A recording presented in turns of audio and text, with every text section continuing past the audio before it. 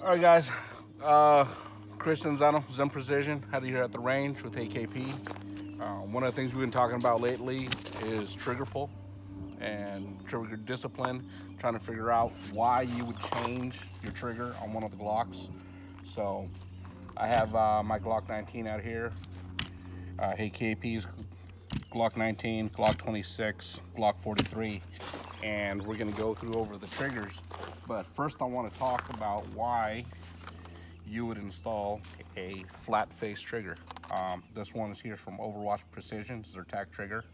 Heard great reviews on it, so I'm gonna go ahead and try it out. But now, getting down to the basics as far as why you'd want that flat trigger is so that way you can get a better purchase on that trigger pull. Again, part of trigger discipline is prepping that trigger, making sure that there's isolation and you're not moving the muzzle when you're pulling the trigger, and then prepping it back in. So as you pull it, you get that clean break, you get complete isolation of the barrel and your sights. Now, one of the things we know is when we start doing things fast and start moving, we start getting a little bit sloppy. So, and one way to demonstrate this here is this nice little picture of dots. Is that if I want to connect the dots and I want a nice straight line, again, with isolation, I can do that if I do it nice and slow. Concentrating, making sure that I'm getting a nice straight line, nice isolation, and that's the same thing we want when we get our trigger pull. We're on target, pulling back nice, slowly, and again, making sure we get a clean break without disrupting our sights and minimizing the travel of the barrel laterally, either left or right or up or down. Now, when we start shooting fast, what ends up happening is the same thing we're gonna do here on the dots, is now I'm gonna try to get from point A to point B fairly quick. And you notice that at the end, there's some small discrepancy. I can go ahead and do it again, try to do it faster.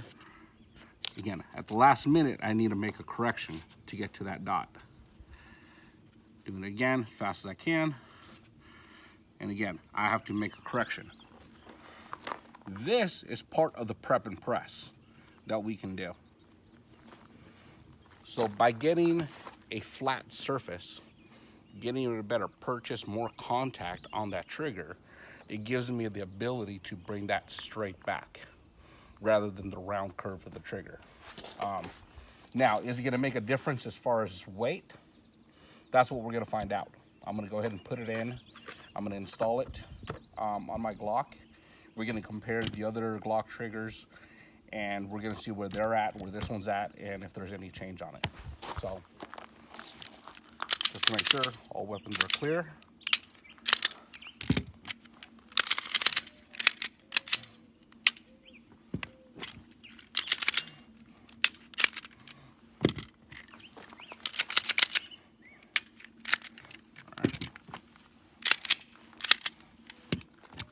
So, make sure all of them are clear. Let's go ahead and start with clear, and we'll do our first pull. Pull number 1.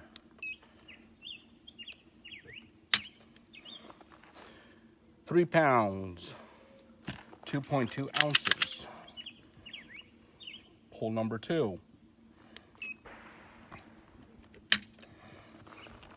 2 pounds, 7.4 ounces. Pull number 3.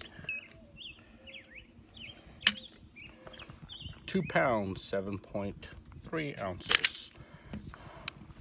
Pull number 4. 2 pounds, 10.6 ounces, with an average of 2 pounds, 10.9 ounces. So, write that one down. 10.9, and that's CZ.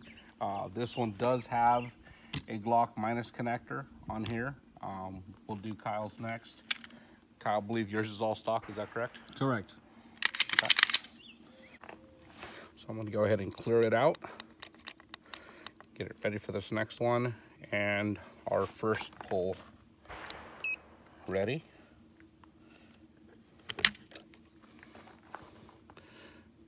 .11.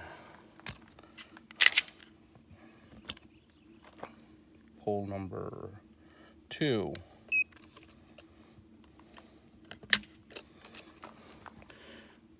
3 pounds, 5.7 ounces. Pull number 3.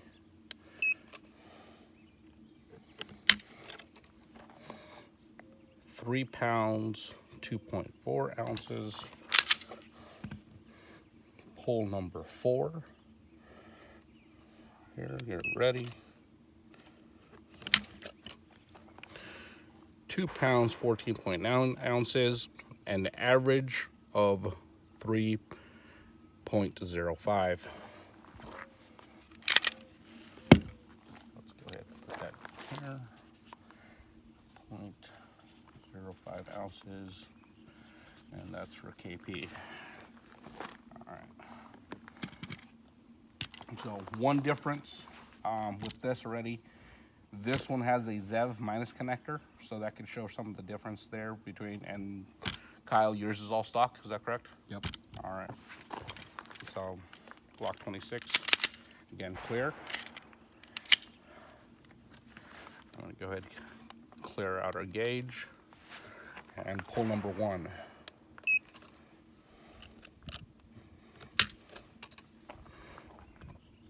That's 3 pounds, 4.7 ounces. Pull number 2.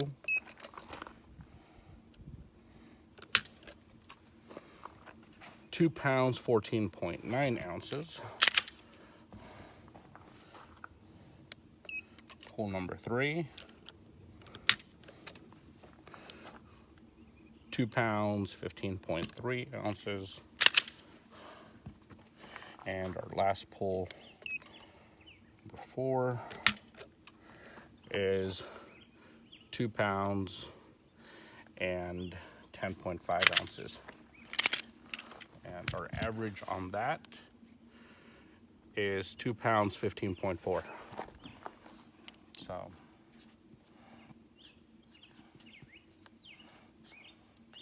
I'm gonna go ahead and make sure I remember this one in a follow-up video. I have another flat trigger that I'm gonna put into this one, and then we'll see if that makes a difference with that one as well. And I'll do that before putting in a minus connector. So we've done those 3. I'm gonna go ahead and leave the Glock 43 out of this one.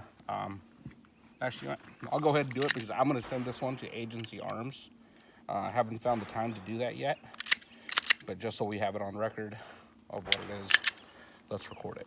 So it's clear. Let's clear this out, and we'll do 4 pulls. So pull number 1, that's 4.32. Pull number 2,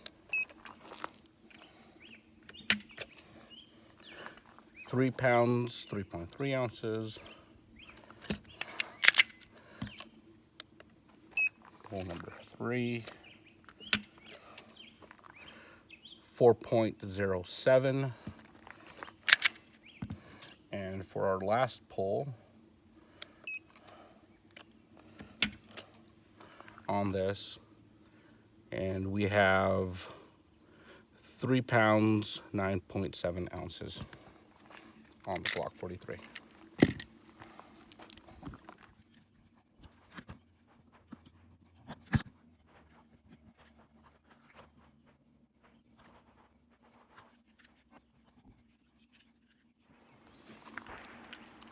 All right, got a nice little trigger in there. I gotta tell you, the way it feels is amazing. It's world of difference, just having it in there. But let's put it through our gauge. And let's see what it says. So clearing it out again, hole number 1.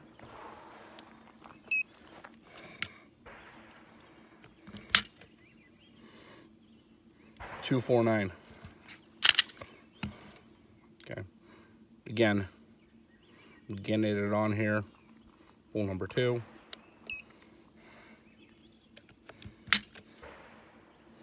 .211. Hole number 3. .210.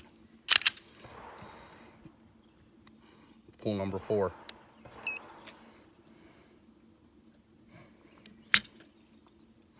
.211. So our average is 2.9.7. So that's really close to where we started.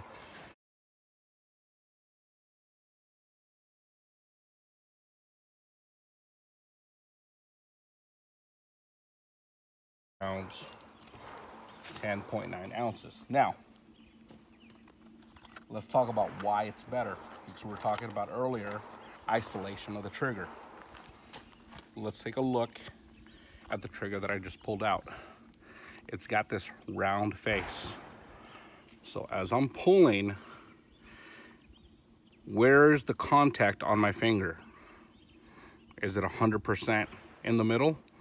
Is it off on the right, off on the left? Look at this little paddle. Is it up too high? Is it too low? There's a lot of room for discrepancy. When we look at the new flat trigger, when I put my finger on here, once it's on there, 100% is on the flat surface. So I know I'm not going to be the right. I know I'm not going to be the left. The other thing that's very nice that I like about the Overwatch trigger is this little lip right there, the index, where my finger goes at the very bottom. So no, I will know that I'm 100% getting that paddle out of the way. So now when I pull, I'm able to let go, reset, prep fairly fast, knowing that I have full isolation. And that's what I'm looking for.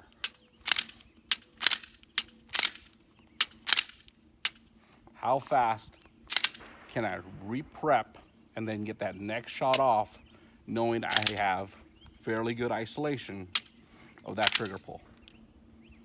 So again, that's why I would change it.